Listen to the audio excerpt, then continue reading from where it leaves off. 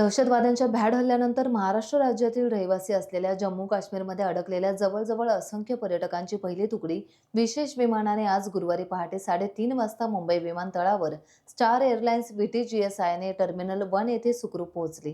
काश्मीरमधील दहशतवाद्यांच्या भ्याड हल्ल्याच्या मोठ्या जीवघेण्या संकटातून आणि बिकट प्रसंगातून सुखरूप आपल्या भूमीत परत आल्याचा सुटकेचा निश्वास यावेळेस त्यांच्या चेहऱ्यावर दिसत होता।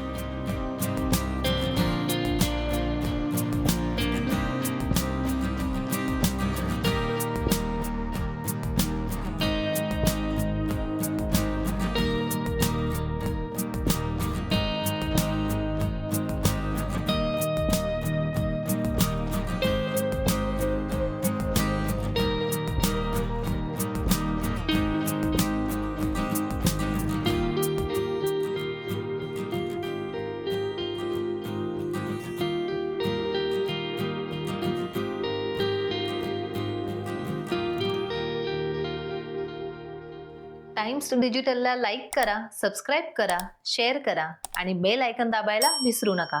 पाहत रहा टाइम्स डिजिटल।